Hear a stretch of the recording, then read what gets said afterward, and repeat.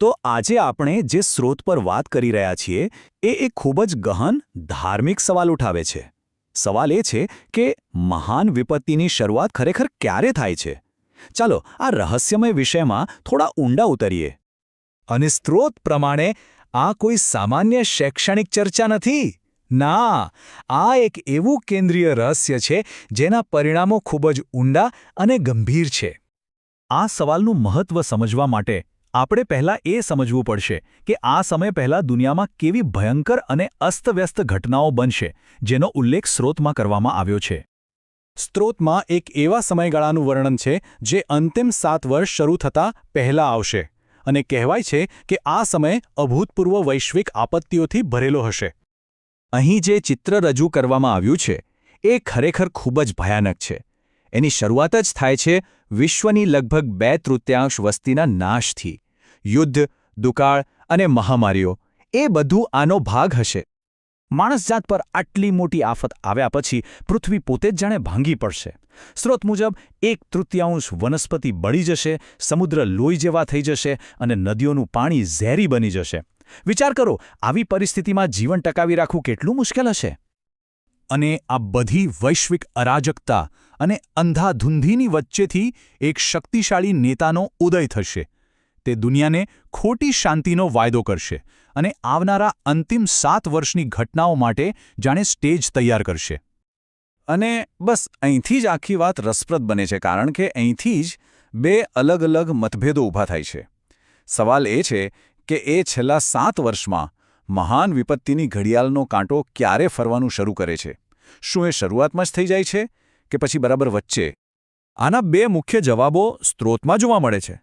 અને બંને જવાબો વિશ્વાસીઓ માટે એકદમ અલગ પરિસ્થિતિઓનું નિર્માણ કરે છે, જેમ કે તમે જોઈ શકો છો. સૌથી નવાઈની વાત તો એ છે કે આટલો મોટો મતભેદ એ ફક્ત ડેનિયલના પુસ્તકમાં લખેલા એક જ વાક્યના અલગ અલગ અર્થઘટનને કારણે છે. આખી સમસ્યા આ એક શબ્દ સમૂહમાં છુપાયેલી છે, અઠવાડિયાના મધ્યમાં. આનો અર્થ શું થાય? શું આ કોઈ સમયગાળો બતાવે છે કે પછી કોઈ એક ચોક્કસ ક્ષણ? અહીંથી જ 2 અલગ અલગ ટાઈમલાઈનનો જન્મ થાય છે. હવે જુઓ, જો આપણે પહેલો અર્થ લઈએ, એટલે કે અઠવાડિયાના અડધા ભાગ માટે, તો એનો સીધો મતલબ છે કે વિપત્તિ પૂરા 42 મહિના ચાલશે. પણ જો બીજો અર્થ લઈએ, એટલે કે અઠવાડિયાની બરાબર વચ્ચે, તો એ કોઈ સમયગાળો નથી, પણ એક ચોક્કસ પોઈન્ટ છે, એક ક્ષણ છે. અને આ 2 નાના ફેરફારથી ભવિષ્યની આખી ટાઈમલાઈન જ બદલાઈ જાય છે. પણ અહીં સ્રોત એક બહુ જ રસપ્રદ દલીલ કરે છે. એ કહે છે કે કદાચ સાચો સવાલ એ નથી કે વિપત્તિ ક્યારે શરૂ થાય છે, પણ એ છે કે વિશ્વાસીઓ માટે એ ક્યારે પૂરી થાય છે. આ અંતિમ તારીખ એક ખાસ ઘટના સાથે જોડાયેલી છે, જેને લેખક પ્રથમ પુનરુત્થાન કહે છે. આ એક એવો સમય છે જ્યારે વિશ્વાસીઓને પૃથ્વી પરથી સુરક્ષિત રીતે બચાવી લેવામાં આવશે. તો લેખકનો છેલ્લો નિષ્કર્ષ આ છે: વિશ્વાસીઓ 42 મહિનાની વિપત્તિમાંથી પસાર તો થાય છે, પણ પછી પ્રથમ પુનરુત્થાનની ઘટના બને છે અને તેમને બચાવી લેવામાં આવે છે. અને એ પછી જ બાકી રહેલા લોકો માટે સૌથી ભયાનક સમય શરૂ થાય છે.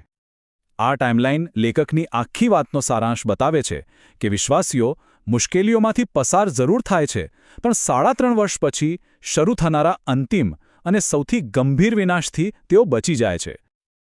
આ દૃષ્ટિકોણ પ્રમાણે જ્યારે એવું કહેવામાં આવે છે કે દિવસો ટૂંકા કરવામાં આવશે, ત્યારે એનો ખરો અર્થ એ છે કે વિશ્વાસીઓને અંતિમ 7 ભયાનક વિપત્તિઓનો સામનો નહીં કરવો પડે.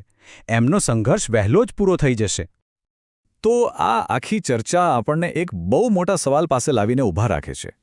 જ્યારે કોઈ ભવિષ્યવાણીના એકથી વધુ અર્થ નીકળી શકતા હોય અને ભવિષ્ય અનિશ્ચિત હોય, ત્યારે આવા સમયે શ્રદ્ધાનું સ્થાન ક્યાં હોય છે? એનો રોલ શું હોય છે? આ એક વિચારવા જેવો પ્રશ્ન છે.